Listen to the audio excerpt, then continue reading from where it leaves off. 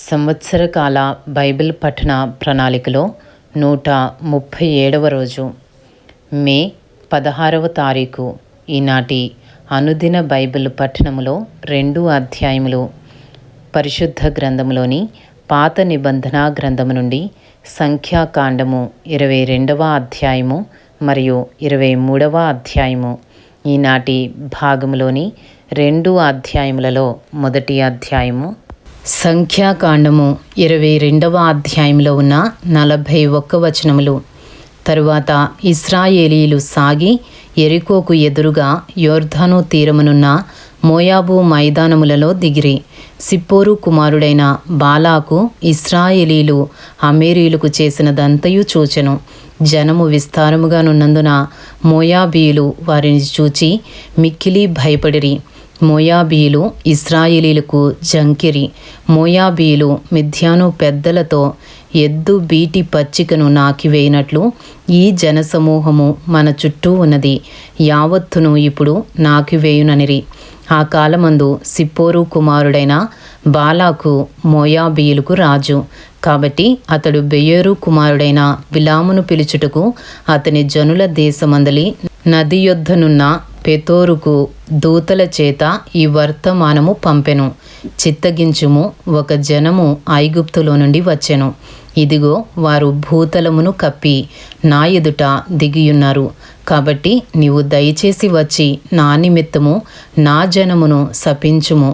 వారు నాకంటే బలవంతులు, వారిని హతము చేయుటకు నేను బలమొందుదునేమో. అప్పుడు నేను ఈ దేశములో నుండి వారిని తోలివేయుదును. ఏలయనగా నీవు దీవించువాడు దీవింపబడుననియో, శపించువాడు శపించబడుననియో నేనెరుగుదును. కాబట్టి మోయాబు పెద్దలను మిద్యాను పెద్దలను సోదె సొమ్మును చేత పట్టుకుని బిలాము నొద్దకు వచ్చి బాలాకు మాటలను అతనితో చెప్పగా అతడు వారితో, ఈ రాత్రి ఇక్కడనే ఉండుడి. యెహోవా నాకు సెలవిచ్చిన మాటలను నేను తిరిగి వచ్చి మీతో చెప్పెదనెను.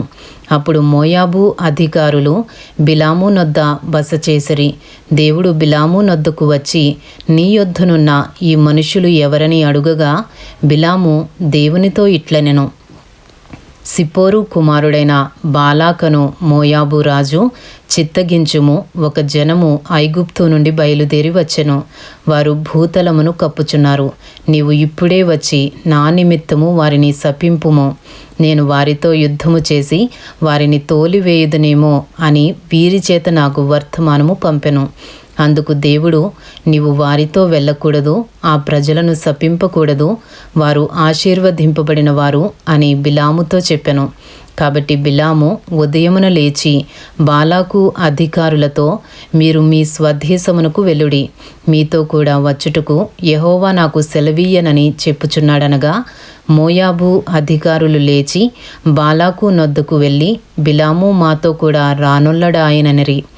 అయినను బాలాకు వారికంటే బహు ఘనత వహించిన మరీ ఎక్కువ మంది అధికారులను మరలా పంపెను.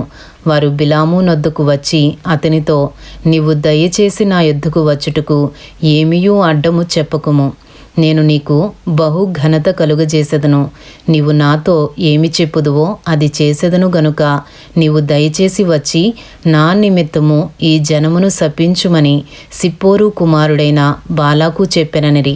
అందుకు బిలాము, బాలాకు తన ఇంటెడు వెండి బంగారములను నాకిచ్చినను కొద్ది పనినైనను గొప్ప పనినైనను చేయునట్లు నేను నా దేవుడైన యెహోవా నోటి మాట మీరలేను. కాబట్టి మీరు దయచేసి ఈ రాత్రి ఇక్కడ ఉండుడి. యెహోవా నాతో ఇక నేమి చెప్పునో నేను తెలుసుకుందునని బాలాకు సేవకులకు ఉత్తరమిచ్చెను. ఆ రాత్రి దేవుడు బిలాము నొద్దకు వచ్చి, ఆ మనుషులు నిన్ను పిలువ వచ్చిన ఎడల నీవు లేచి వారితో వెళ్ళుము. అయితే నేను నీతో చెప్పిన మాట చొప్పుననే నీవు చేయవలెనని అతనికి సెలవిచ్చెను. ఉదయమున బిలాము లేచి తన గాడిదకు గంత కట్టి మోయాబు అధికారులతో కూడా వెళ్ళెను. అతడు వెళ్ళుచుండగా దేవుని కోపము రగులుకొనెను. యెహోవా దూత అతనికి విరోధి అయి త్రోవలో నిలిచెను. అతడు తన గాడిదనెక్కిపోవుచుండగా అతని పనివారు 2 అతనితో కూడా ఉండిరి. యెహోవా దూత ఖడ్గము దూసి చేత పట్టుకుని త్రోవలో నిలిచియుండుట ఆ గాడిద చూచెను గనుక అది త్రోవను విడిచి పొలములోనికి పోయెను. బిలాము గాడిదను దారికి మలుపవలెనని దాని కొట్టగా యెహోవా దూత ఇరు ప్రక్కలను గోడలు గల ద్రాక్ష తోటల సందులో నిలిచెను. గాడిద యెహోవా దూతను చూచి గోడ మీద పడి బిలాము కాలును గోడకు అదిమెను గనుక అతడు దాని మరలా కొట్టెను. యెహోవా దూత ముందు వెలుచు కుడికైనను ఎడమకైనను తిరుగుటకు దారిలేని ఇరుకు చోటను నిలువగా గాడిద యెహోవా దూతను చూచి బిలాముతో కూడా క్రింద కూలబడెను గనుక బిలాము కోపము మండి తన చేతి కర్రతో గాడిదను కొట్టెను. అప్పుడు యెహోవా ఆ గాడిదకు వాక్కునిచ్చెను గనుక అది, నీవు నన్ను ముమ్మారు కొట్టితివి, నేను నిన్నేమి చేసితనని బిలాముతో అనగా, బిలాము, నీవు నా మీద తిరుగుబడితివి, నా చేత ఖడ్గమున్న ఎడల నిన్ను చంపియుందునని గాడిదతో అనెను. అందుకు గాడిద, నేను నీ దాననైనది మొదలుకొని నేటి వరకు నీవు ఎక్కుచూ వచ్చిన నీ గాడిదను కానా? నేనెప్పుడైనా నీకిట్లు చేయుట కద్దా అని బిలాముతో అనగా అతడు లేదనెను. అంతలో యెహోవా బిలాము కన్నులు తెరిచెను గనుక దూసిన ఖడ్గము చేత పట్టుకుని త్రోవలో నిలిచియున్న యెహోవా దూతను అతడు చూచి తల వంచి సాష్టాంగ నమస్కారము చేయగా, యెహోవా దూత, ఈ ముమ్మారు నీ గాడిదను నీవేళ కొట్టితివి? ఇదిగో నా ఎదుట నీ నడత విపరీతమైనది గనుక నేను నీకు విరోధినై బయలుదేరి వచ్చితిని. ఆ గాడిద నన్ను చూచి ఈ ముమ్మారు నా ఎదుట నుండి తొలగెను. అది నా ఎదుట నుండి తొలగని ఎడల నిశ్చయముగా నేనప్పుడే నిన్ను చంపి దాని ప్రాణమును రక్షించియుందునని అతనితో చెప్పెను. అందుకు బిలాము, నేను పాపము చేసి తిని, నీవు నాకు ఎదురుగా త్రోవలో నిలుచుట నాకు తెలిసినది కాదు. కాబట్టి ఈ పని నీ దృష్టికి చెడ్డదైతే నేను వెనుకకు వెళ్ళెదనని యెహోవా దూతతో చెప్పగా, యెహోవా దూత, నీవు ఆ మనుషులతో కూడా వెళ్ళుము, అయితే నేను నీతో చెప్పు మాటయే కాని మరేమీయూ పలుకకూడదని బిలాముతో చెప్పెను. అప్పుడు బిలాము బాలాకు అధికారులతో కూడా వెళ్ళెను. బిలాము వచ్చెనని బాలాకు విని ఆ పొలిమేరల చివరనున్న అర్నోను తీరమునందలి మోయాబు పట్టణము వరకు అతనిని ఎదుర్కొన బయలు వెళ్ళగా, బాలాకు బిలాముతో, నిన్ను పిలుచుటకు నేను నీ యొద్దకు దూతలను పంపియుంటిని కదా, నా యొద్దకు నీవేళ రాకపోతివి, నిన్ను ఘనపరచ సమర్థుడును కానా అనెను. అందుకు బిలాము, ఇదిగో నీ యొద్దకు వచ్చితిని, అయిననేమి? ఏదైనను చెప్పుటకు నాకు శక్తి కలదా? దేవుడు నా నోట పలికించు మాటయే పలికెదనని బాలాకుతో చెప్పెను. అప్పుడు బిలాము బాలాకుతో కూడా వెళ్ళెను. వారు కిర్యత్ హుచ్చోతుకు వచ్చినప్పుడు బాలాకు ఎడ్లను గొర్రెలను బలిగా అర్పించి కొంత భాగము బిలాముకును అతని యొద్దనున్న అధికారులకును పంపెను. మరునాడు బాలాకు బిలామును తోడుకొని పోయి బయలు యొక్క ఉన్నత స్థలముల మీద నుండి జనులను చివరి వరకు చూడవలెనని అతన్ని అచ్చోట ఎక్కించెను. ఇంతటితో సంఖ్యాకాండము 22వ అధ్యాయంలో ఉన్న 41 వచనములు పూర్తి చేయబడినవి. ఈనాటి భాగములోని 2 అధ్యాయములలో 2వ అధ్యాయము సంఖ్యాకాండము 23వ అధ్యాయంలో ఉన్న 30 వచనములు. అప్పుడు బిలాము, ఇక్కడ నేను బలి అర్పించుటకు 7 బలిపీఠములను కట్టించి ఇక్కడ 7 కోడెలను 7 పొట్టేళ్లను సిద్ధపరచుమని బాలాకుతో చెప్పెను. బిలాము చెప్పినట్లు బాలాకు చేయగా బాలాకును బిలామును ప్రతి బలిపీఠము మీద 1 కోడెను 1 పొట్టేలును దహనబలిగా అర్పించిరి. మరియు బిలాము బాలాకుతో, బలిపీఠము మీది నీ దహన బలి యొద్ద నిలిచియుండుము, నేను వెళ్ళెదను. ఒకవేళ యెహోవా నన్ను ఎదుర్కొనునేమో, ఆయన నాకు కనుపరుచునది నీకు తెలియజేసదనని చెప్పి మెట్ట ఎక్కెను. దేవుడు బిలాముకు ప్రత్యక్షము కాగా అతడు, నేను 7 బలిపీఠములను సిద్ధపరిచి ప్రతి దాని మీదను 1 కోడెను 1 పొట్టేలును అర్పించితినని ఆయనతో చెప్పగా, యెహోవా ఒక్క మాట బిలాము నోట ఉంచి, నీవు బాలాకు నొద్దకు తిరిగి వెళ్ళి ఇట్లు చెప్పుమనెను. అతడు బాలాకు నొద్దకు తిరిగి వెళ్ళినప్పుడు అతడు మోయాబు అధికారులందరితో తన దహన బలి యొద్ద నిలిచియుండెను.